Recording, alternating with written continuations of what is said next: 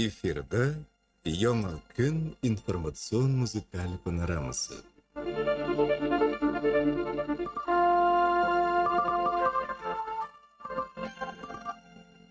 В эфире панорама событий «Новый день».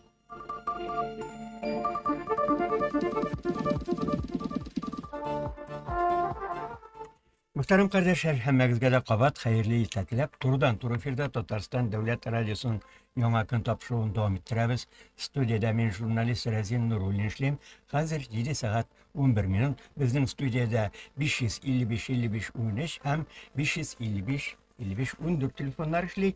Hem biz stüdyomuzda bugün hizmetdaşımız Tatarstan Radyosu hizmetkari Rail Ulu Sadri'ni şakırdık. Hayırlı irte. Hayırlı irte Razin abi, hayırlı irte hürmetli radyo tınlavçılar. Mene üzün işlegen radyoda, üzün hizmet koygan radyoda şulay konak bulup oturup bikte kızık da, mertebeli de iken. Haminde biz bugün elbette 7 may kişegine bulup ötken radyo günü turunda söyleşirge dip jıyıldık. Elbette radyo uylap tabıga 128 yıl ötken. Haminde barlık tınlavçılarına, tınlavçılarsız ul radyo işley almay, barlık hizmetkerlerine hem bizning tapşırığa kelgen konaklarının barsında elgi beyram bilen kutlayım. Ni üçün şulay dep aytdım. Mene jurnalistikada hüner alıştırу деген alım бар бит инде бит. Bugün mene özüm hüner alıştırıp qaradım, konak sıfatında keldim. Biz indi elbette tap şuşa radioga turdan tura efirga konaklar çakırganda olarны sügüp de alabız iştengine olarны şulay Maktapta alabız. Maktapta alabız, yanabız da, kiyebіз de, emine konak işinde biriga konak bulup kelgen kişi işinde ol şulay bir kızıklı bir proses eken radioga kelip. Rahmet olarga da. Kişi bizning hüneri beyram idi. Beyram ol bulak bilen, sıy hürmet bilen bula. Bizning Tatarstan Devlet Radyosuna bağışlap yazılgan mahsus jir var. Naşo jirini tınlık da, ondan soň biz bizning işenlik turunda söyley başlarımız, hem tınlaşılarımız sözlerine kulak salırımız.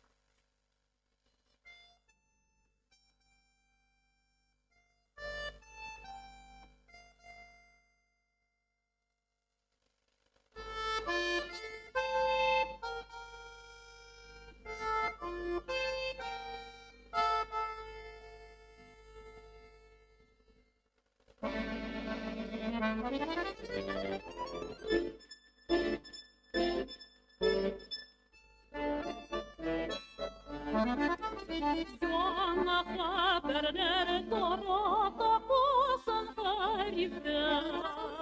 Безнең булган идел кичеп язгы җилләр булып бизеп яраттык иде.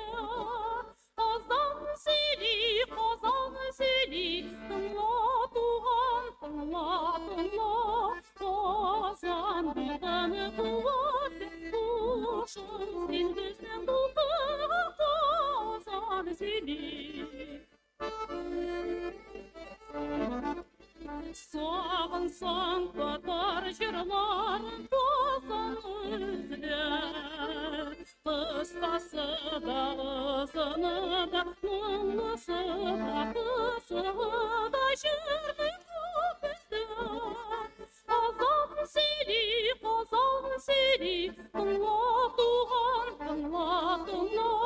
Казан бұлтаны қуатты, қушың сен біздің бұлтаны Казан сели.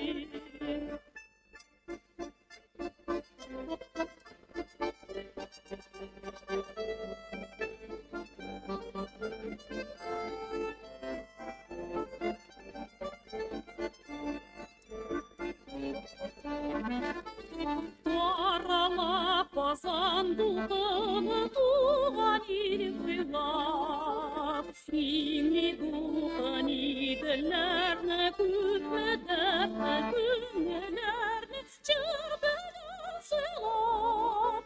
Казан сели, тыңла туган, тыңла.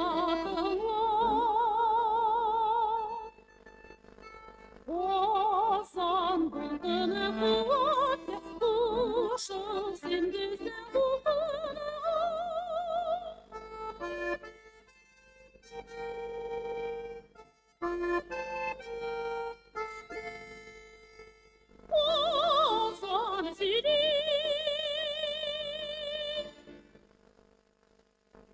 Әйе, Торала эфир дулкыны узган гасырда башкачарак иде. Чөнки Татарстан дәүләт радиосы бердән-бер һәм безне бөтен Татарстанда, Татарстаннан ситтә дә тыңлыйлар иде.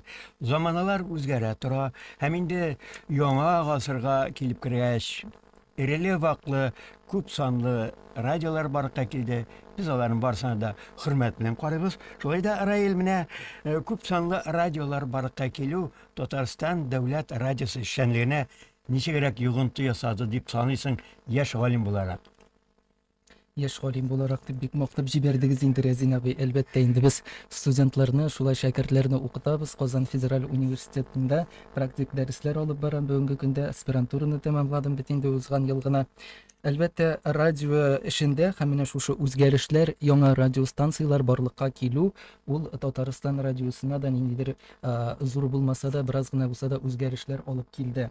Безнең бит инде элек аудитория ул бердәм иде, име? Без бер аудиторияга эшләдек. Татарстан радиосын һәм татарча радионы бары тик бер генә татар телендәге радио иде. Бүген алар күпләү, һәм инде менә шушы аларның күп булуы бер пирогны, бер бәлешне шулай бүлешкән кебек.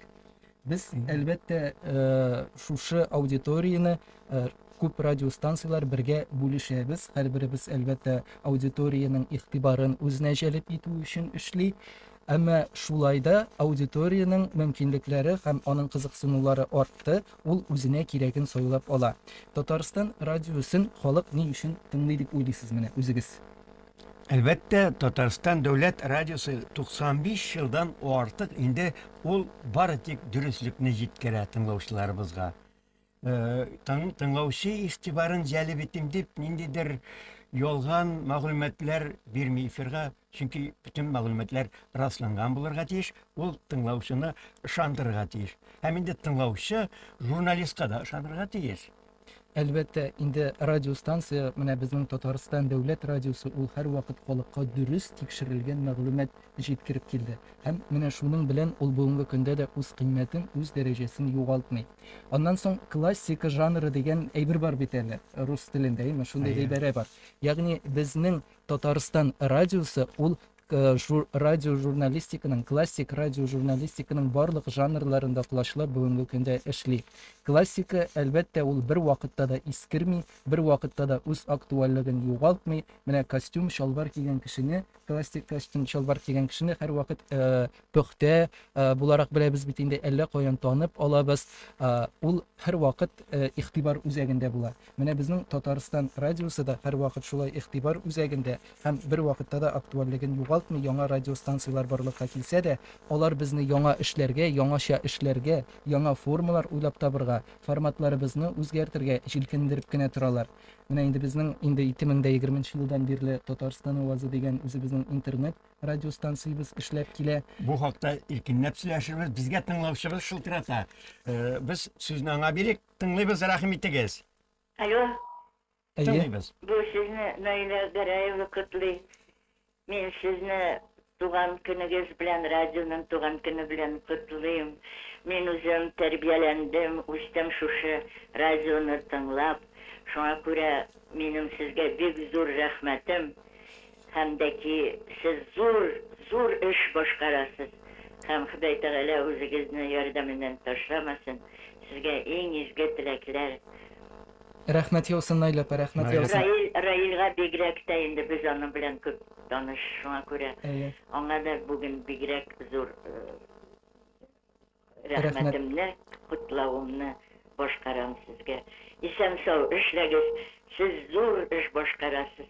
Сезнең эшегезнең уңышы һәр көн күренеп сизелеп тора. Рәхмәт сезгә. Рәхмәт бик зур. Рәхмәт, Наиля апа. Әйе, Наиля апа Россиянең атказанган артисты, Камал театрының легендар актрисасы, ул инде безнең һәрбер тапшыруларыбызга үзенең шулай фикерен белдереп бара. Аңа бик зур рәхмәт. Менә шундый тугры тыңлаучыларыбыз бар. Аннан соң бүген без әлбәттә кичәге радио көне турында сөйләшәбез, әйе бит. 7 май радио көне. Ә бит әле Татарстан радиосының үз туган көне дә бар. Без аны 7 ноябрьдә билгеләп үтәбез. Менә шушы вакыйгалардан соң иң кызыгы, кичә генә шундый фикергә килдем. Ярты ел вакыт үтә икән. Резин абый. Әйе. Ярты елдан соң һәр вакыт без үз бәйрәмебезне 2 тапкыр бәйрәм итәбез дигән сүз әйме? Ярты елдан елдан ярты елга. бәйрәм ул радиода эшләү. Радиода эшләү көндә бәйрәм һәм тыңлаучыларыбыз белән менә шулай турыдан-туры эфирда аралашу икеләтә бәйрәм инде. Нойлап ага зур рәхмәт, чөнки без алар иҗатын, Нойлап алар иҗатын, актерлар иҗатын залдан гына күзәткән. Инде менә соңгы елларда инде син алып барган проектлар буенча артистлар белән даими эшлисең, шуңа күрә ул якыннан белән Нойлап син шулай бит инде. Әйе, рәхмәт яусын. Без Нойлапаны әллә каян күреп танысак та, ул әле безне танымый. Алай дип үзегезнең бәягезне төшермәгез инде, Резин абый. Сез инде халык мәхәббәтен яулаган кеше, әлеге радиода һәрбер өйдә көтеп алынган журналист, сезнең тавышны таныйлар.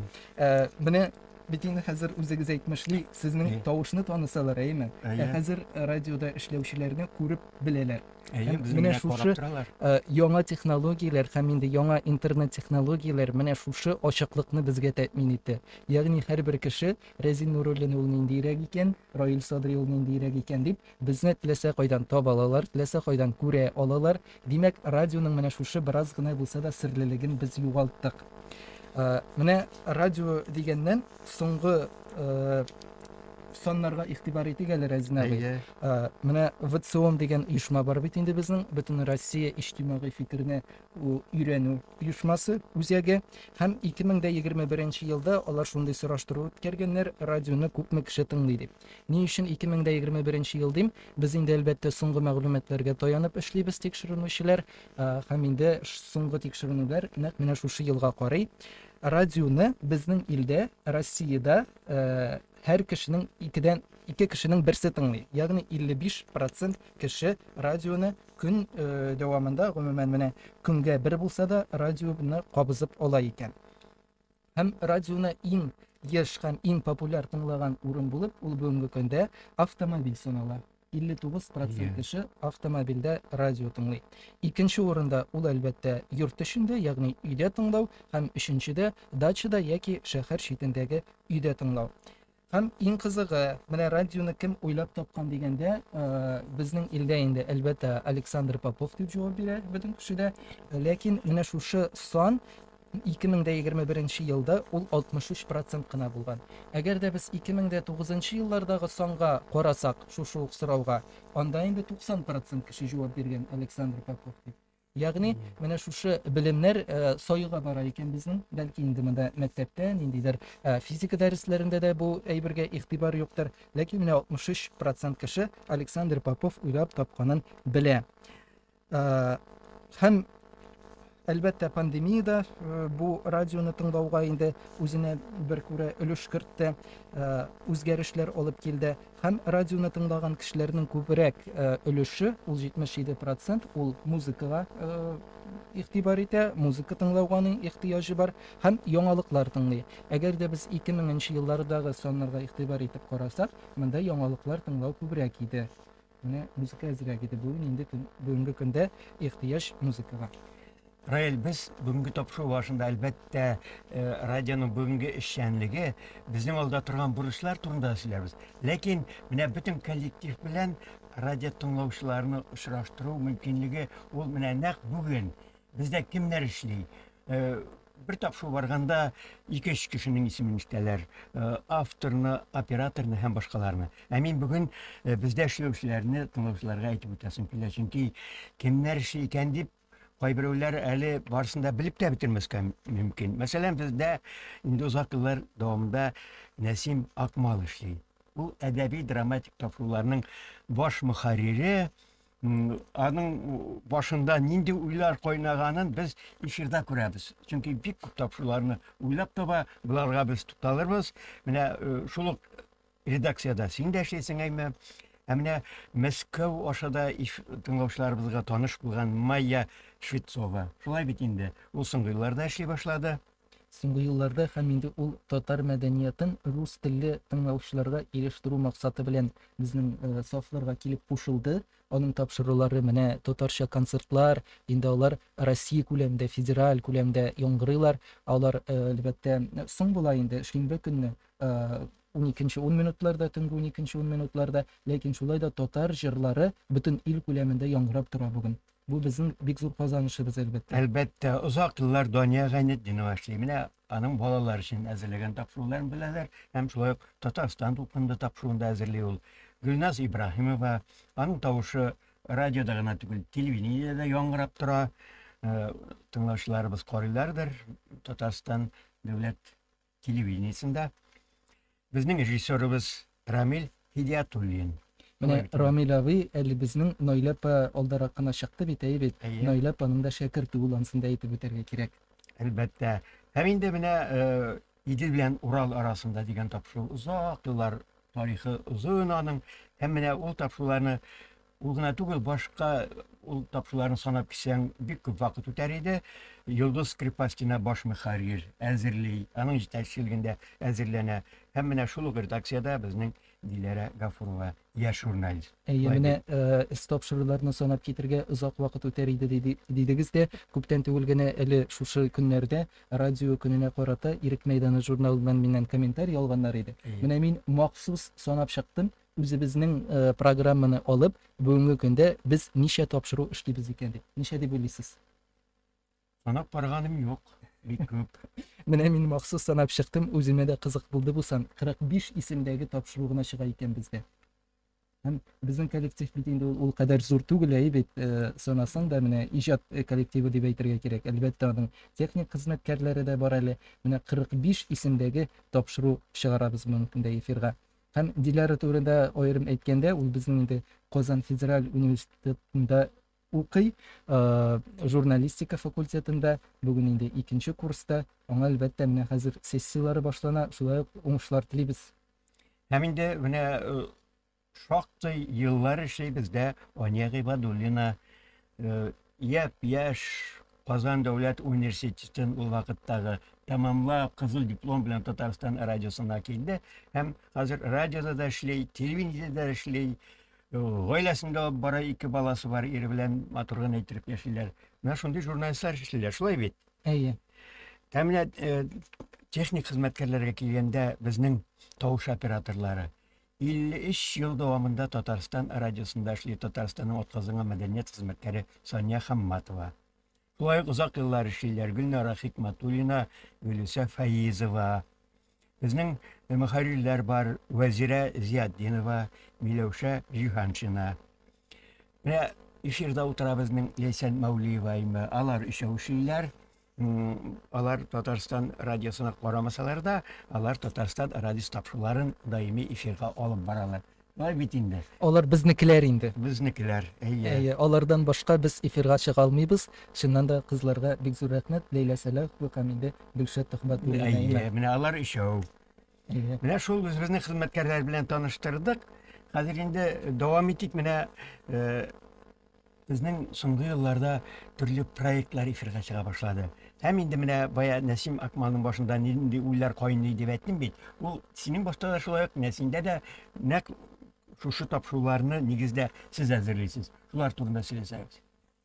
Рәзин абый, бик тә матур тапшыру белән кичәдә әле менә без инде радио көне дип сөйлибез, әлбәттә, безнең бит әле тагын бер истәлекле көнебез булып үтте кичә. Ул да булса бөек татар җырчысы, Татарстанның халык артисты Рәшит Вахаповның тууына 115 ел булып үтте бит. Әлеге датаны без яңа шигъри радио спектакль белән билгеләп үттек.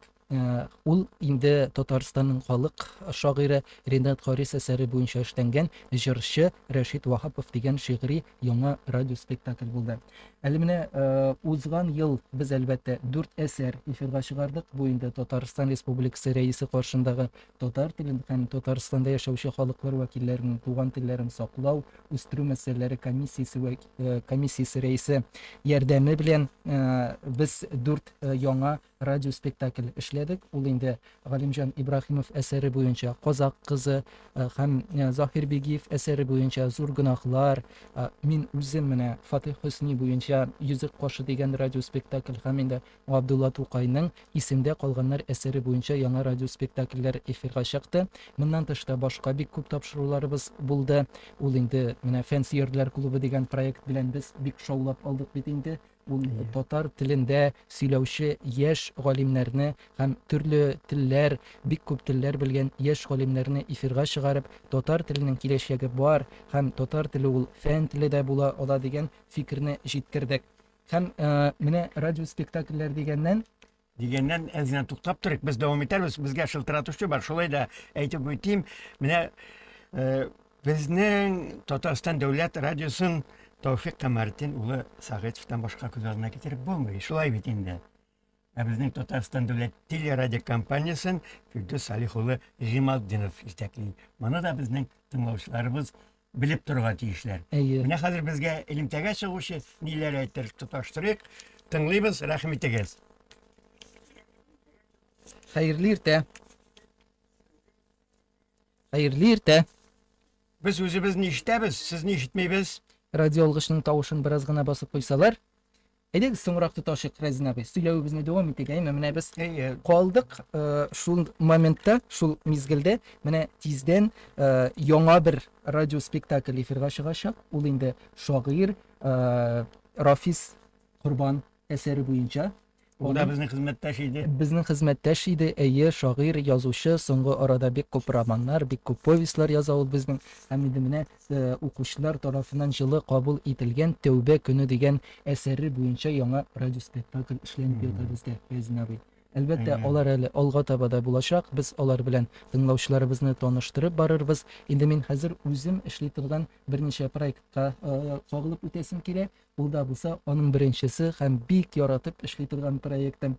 Ул безнең инде менә әлеге комиссия тарафыннан карар кабул ителгәнче уйланган иде һәм быел бит инде Россиядә педагоглар һәм остазлар елы дип игълан ителде, әйбәт. Һәм әлеге ел игълан ителгәнче үк без әлеге проектка нигез салган идек. Шулай ук без аны менә алдарак әйтеп үткән комиссия ярдәме белән әзерлибез. Фидакарлар проекты турында сүз бара.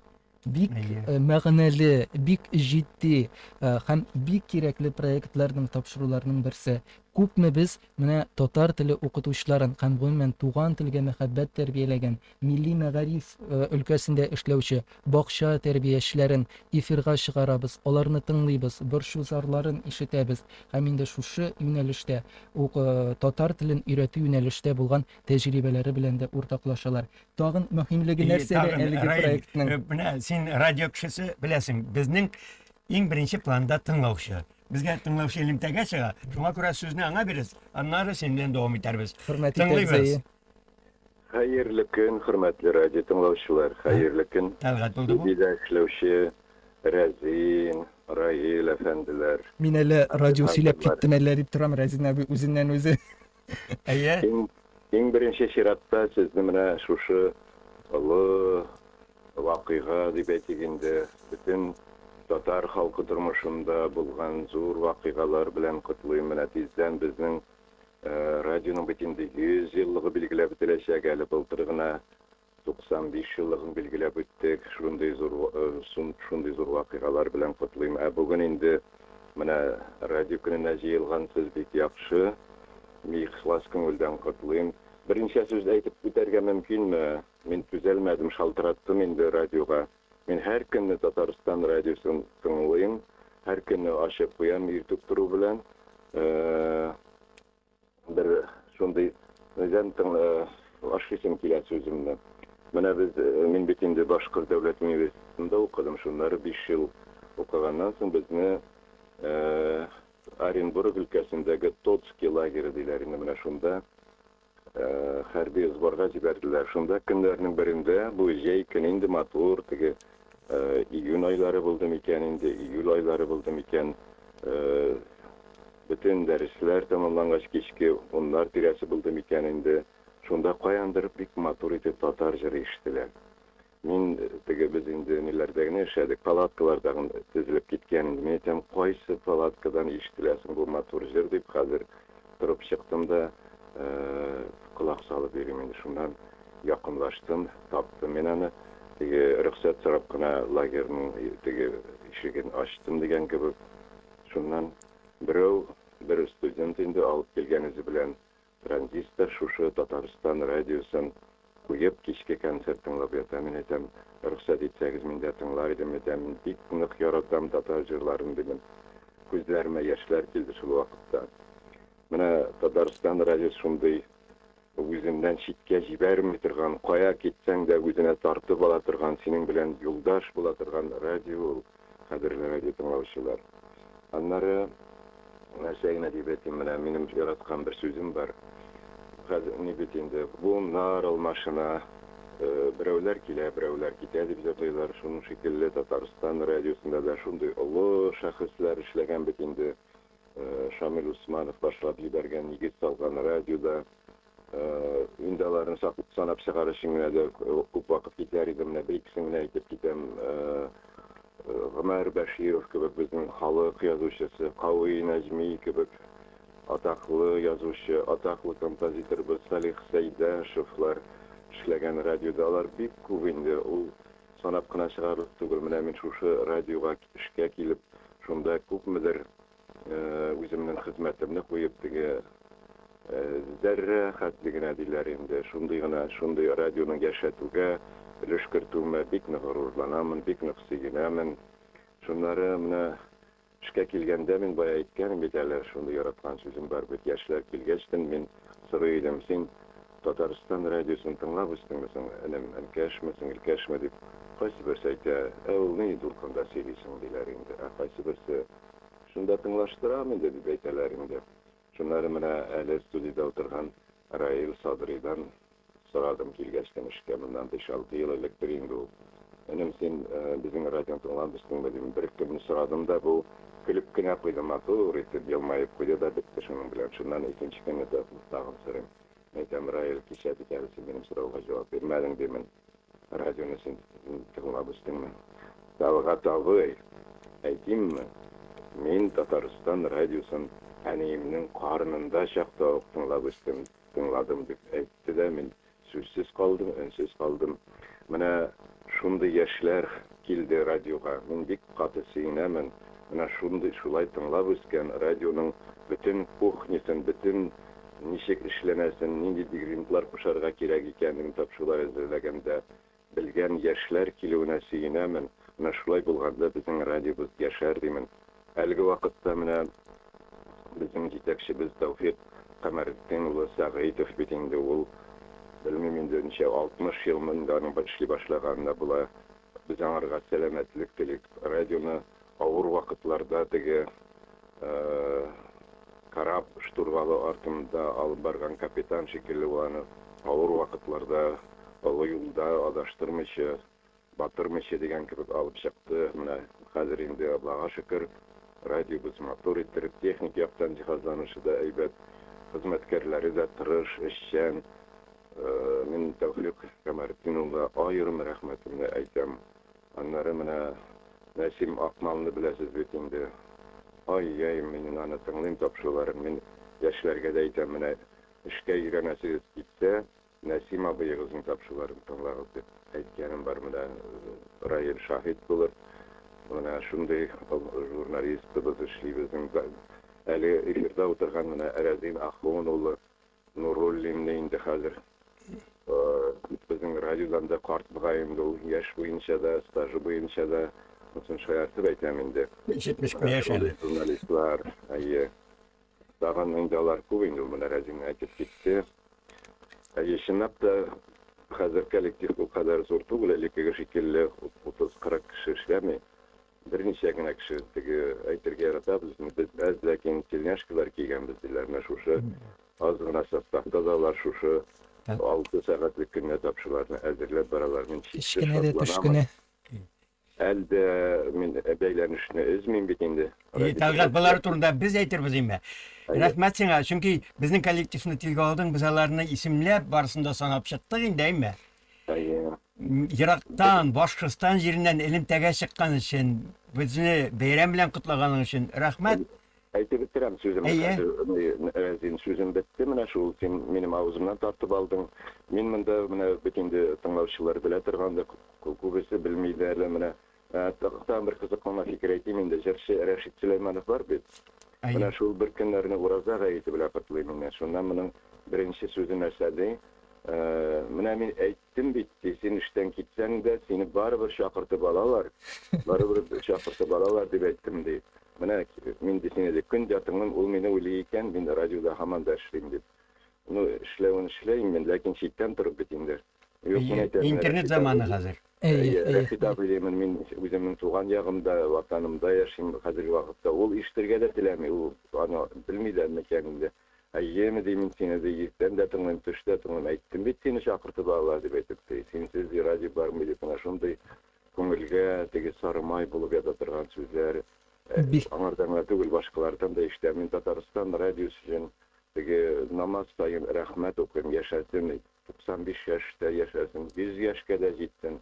Һәр кайсыбызның үземнең исемнән генә түгел, Башкортстан радиосы тыңлаучылар исеменнән дә алар моны кемне беләм, мин кемне очрыйм, мин аларга һәр кайсына теге безнең радио сөйләгән булкыннарны язып бирәм, аңлатам, интернетта ничек тыңларга була. Бик сөенеп тыңлыйлар, аннан шалтыратып рәхмәт әйтәләр. Бар әле без бит ишетми йөргән бүтәнчә еллар буе дип менә шул Башкортстан радиосы тыңлаучылары исеменнән дә Татарстан радиосына зур рәхмәтемне җиткерәм. Рәхмәт. Алыгыз, яшәгез, яшик. Мең яшик. Шулай халыкка хезмәттә йөзеп яшик. Рәхмәт. Татарстанның халык артисты, хөрмәтле дикторыбыз, әле дә безнең белән хезмәттәшлек алып баручы интернет аша Тәлгат Хамарчин булды. Безнең хезмәткәребез буларак без аны бүлдермәдек инде. Башка тыңлаучыларыбыз кыскарак дип сөйләсәгез, безнең тапшыру ахырына таба бара. Безгә тагын элемтәгә чыгучы бар. Кыскача гына тыңлап үтик. Тыңлыйбыз. Алло. Әйе. Исәнмесез? Хәерле иртә. Бәйрәм көнегез белән чын күңелдән котлыйм. Һәр тапшыруыгыз кызыкланырлык, мәңге шулай барыга язсын. Амин. Кем белән сөйләштек? Даими тыңлаучыбыз әйе. Әйе. Biz зур рәхмәт яусын. Менә дәвам итәбез. Әйе, фидакарлар дигән проект турында сөйләшүдән калдык. Менә Тәлгат абый шалтыратканнан соң миндә әйтеп үтәсем килә. Безнең инде менә хәзер сайттан әгәр дә карасалар, мин аны күрсәтәм. Менә китабын да алып килдем бит. Мин дөньяга хисләрем һәм мәхәббәт аша карыйм дигән Рәдиф Хаташ исемендәге тикшеренү һәм иҗат эшләре бөтен Россия фәнни гамәли конференциясе үткән иде. Һәм аның менә шушындый матур җыентыгы да басылып чыкты. Һәм ни күрик, әлеге җыентыкта безнең әле менә февраль аенда гына әлеге тапшыручыга башлады бит инде фидакарлар.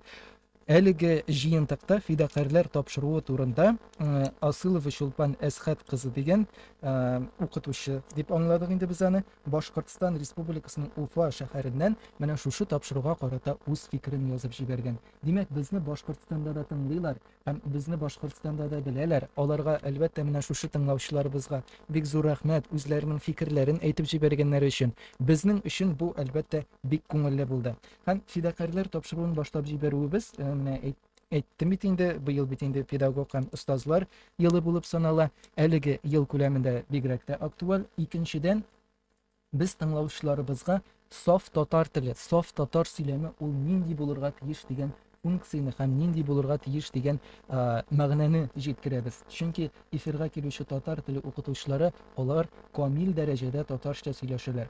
Бүген менә эфирда менә шулай татарча сөйләшкән һәм камил дәрәҗәдә фикер йөрткән кешеләрне очрату бик кыен дип инде аларны без эзләп табабыз әлбәттә, ләкин бик сирәк күренеш. Менә шундый матур сөйләм үрнәкләрен әлеге укытучылар безгә җиткерәләр. Аннан соң инде әлбәттә татар теленә карата һәм татар теле укытуга карата фикерләре безнең өчен бик кыйммәтле.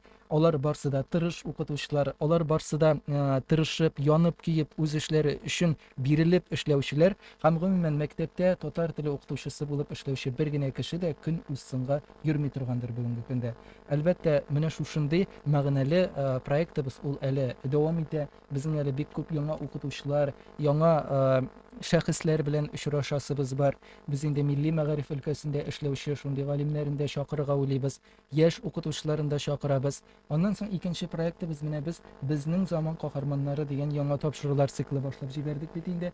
Бу инде менә бар тырышлыгын, ресурсларын жәлләмичә шәһәрнең бер башыннан икенче башына балаларын татар гимназиясенә ташучы әти әниләр турында, татар мөхитен үзләренең гаиләләрендә тәрбияләүчеләр һәм татар мөхитен тудырырга тырышучылар турында. Мондый гаиләләрдә Аллага шөкер бик күп булып чыкты. Алар белән инде без менә атна аралаш эфирда таныштырып барырга тырышабыз. Бик кызыклы миңа калса әңгәмәләр, аларның фикерләрен белешү, яшь гаиләләр. Мин инде монда ялып кына булса да әйтим, без инде сезнең икмәккә дә керәбез шикелле бит. Тарханатлар тапшыруы белән дә никадәр күпмедер дәрәҗәдә аваздаш, ләкин аның мәгънәсе, аның функциясе радио бер функциясе башка безнең тапшыруларның менә шушы милли тәрбия, милли орлыкны һәм туган телгә мәхәббәтне салучы яшь гаиләләрне күрсәтәсебез килә һәм башкаларга да үрнәк итеп безнең аларны алгы планга чыгарасыбыз килә. Тапшыруның исеме дә шуңа күрә безнең заман каһарманнары дип атала. Каһарманлыкны төрлечә эшләргә була әлбәттә, ләкин инде шунысын онытмасак иде, бары тик үз балаларына милли тәрбия, милли белем бирә алган халык кына киләчәккә өмет белән карап яши ди. Раил менә Башкортстанда тыңлыйлар икән дип әйттең. Мин үзем Башкортстаннан. Һәм ул вакытта мин татар журналистикасы бүлегенә укырга кергәч, татар теле бетә бит ул, ни өчен анда укырга керәсең дигән фикерне әйтүчеләр күп булды. Zaman раслады, татар теле битмәячәк. Шулай бит инде менә шушы тапшырулар нәкъ шуны раслый. Аллага шөкер, һәм инде бүген бит менә сәяси вазгыятьтә һәм гомумән төрле ничек дип әйтим, фикерләр дә һәр вакыт үзгәреп торалар. Шундый үзгәрешләр заманында яшибез. Әлбәттә, безнең сәясәтнең менә төрки дәүләтләргә карата шулай йөз белән борылуы телебезгә миңа калса аның актуальлеген һәм аның кирәклеген киресенчә арттырып кына җибәрәчәк әле алга таба. Һәм без моны бүгенге көндә дә сизәбез. Менә татар теле бетә бит инде, ул татар теленең киләчәге юк дигән кешеләрнең фикерләре, алар инде миңа калса менә телевидение барлыкка килгәннән соң радио бетә, һәм инде кино барлыкка килгәннән соң телевидение бетә дигән фикерләр белән алар аваздаш.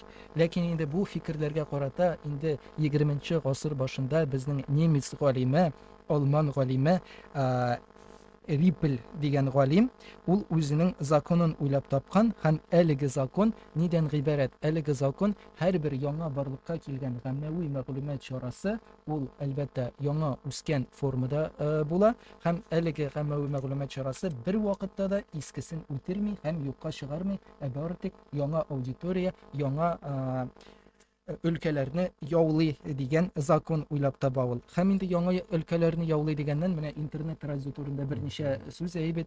Безнең инде 2020 елдан бирле Татарстан авазы дигән үзебезнең кушымтабыз эшләп килә. Һәрбер интернетка тоташкан телефоны булган кеше әлеге радионы тыңлый ала. Аның өчен Google Play дип әйтәбез инде һәм App Store'да махсус кушымталар эшләнде. Әлеге кушымталарны үз телефоныгызга йөкләп, көн дәвамында безнең татар җырларын һәм инде Татарстан радиосын фондына кергән андый язмалар безнең 5000-нән артык, әле һаман яңалары табыла тора һәм әлеге язмаларны тыңлап йөри аласыз. Монда безнең нинди генә җырчыларның җырлары юк. Монда Рәшит Вахапов да, Мәрьям Рахманкулова да, Илһам Шакиров, Әлфия Абзалова һәм инде башка җырчыларның язмалары көн дәвамында яңгырап ишетелеп тора. Ниндидер шырдый-бырдый дип әйтәбез бит инде, эстрада түгел, әйме. Гәрчә безнең Әлдермештән Әлмәндә дә мин җырлыймын шырдыйны, син җырлыйсың бырдыйны дип җырласалар да, менә халык тарафыннан заманында яратып кабул ителгән һәм инде шырның сынавын узган һәм 7 иләк аша үткәрелеп сәнгать советы тарафыннан фондка кабул ителгән җырлар. Һәм әлеге җырлардан гына тормый, әлбәттә, радио, анда безнең тапшырулар да яңгырап тора. Менә мин әтине өйрәтәм дигән радио сериал анда чыгып килә бит. Атнасына 2 тапкыр, 3 тапкыр бирелә көненә шушы көннәр чыккан көннәрендә. Ул инде безнең чаршәмбе һәм инде якшәмбе көннәрендә көненә 3 тапкыр яңгырап тора. Һәм инде кичке сәгать 8-дә безнең Татарстан радиосында барган тапшыруларны да кабатлап бирәбез. Моннан тыш безнең эфирда бара торган тулы килеш, менә нихәтлек вакыт язылган өлешләргә бүлмичә төнге сәгатьләрдә, бу әлбәттә төнге сәгать 1ләрдә була инде. Кайбер кеше бит инде йокысызлыктан интегүче кешеләр дә бар, әйме, ансы да бар. Төнге сәгатьләрдә безнең әлбәттә әдәби драматик тапшырулар һәм радио спектакльләр дә бирелә. Bundan тыш, сәгать дәвамында һәм көн дәвамында безнең әдәби әсәрләр, нәфис сүз, шигырьләр дә яңгырап, аралашып бара. Татарстан авазын тыңларга рәхим итегез, кадерле радио тыңлаучылар. Раил, әлбәттә, без бүген радио көне уңайыннан сөйләштек. Тагын ярты елдан Татарстан дәүләт радиосының 96 еллыгында тагын иркенләп сөйләшербез. Тагын 1 минут вакыт тыңлаучыларга ниләр әйтергә телисең бүген? Безнең яраткан һәм инде бездә эшләп киткән Әлфия апа Гыйләҗи, менә ул безнең һәр вакыт элемтәдә тора, без аның белән WhatsApp төркемнәрендә дә аралашып торабыз бит инде, әйбәт. Кичә шундый котлау язган иде, Татарстан радиосын барлык кеше тыңларга тиеш дип, әйбәт. Менә Татарстан радиосы ул кешене гомумән үлгән туганнан алып үлгәнчегә кадәр узата бара. Һәм гомумән көнебез Татарстан радиосы белән башлансын иде. Безнең көнебез иртәнге сәгать 6-да башлана һәм Татарстан радиосы белән тәмамлансын иде. Кичке тапшыруларыбызны тыңларга да рәхим итегез. Һәм гомумән безнең тапшыруларны бүгенге көндә бары тик радиомыздан гына түгел, интернеттан да табып рәхәтләнеп тыңлап була. Бүтән платформаларда диярлек без бүгенге көндә бар. Сайтыбызга рәхим итегез. TRT-tv.ru сайтында безнең барлык тапшыруларыбыз да чыгып бара. Һәм сезне каян табырга, ничек тыңларга дигән сораулар бу вакытта әлбәттә булмас. Тыңлагыз Татарстан радиосын, безнең белән бергә булыгыз һәм инде безнең тапшыруларыбызда да катнашырга рәхим итегез. Рәхмәт, Раил. Бүген безнең студиябездә хезмәттәшебез Татарстан дәүләт радиосы хезмәткәре Равил улы Садри булды. Без инде үзебезнең ветераннарыбызны да онытмыйбыз. Исәннәрнең кадерен, үлгәннәрнең каберен белдиләр. Biz bugün veteranlarımızı artık tilgə almadığımız radiomuzun 96 yıllığında alar turunda irkinləb söyləşirbіз. Bugün studiyaya kilgənin üçün rəhmət. Barığızın da hürmətli tınlaşçılarımız radio günü bilən təbrik etəbiz. Bəyramlar mübarək bulsun. İrtəgə Cimü bəyramı, şuşu bəyramından da qutluyuz. Барлык радио тыңлаучыларны да бәйрәмнәр белән. Bizim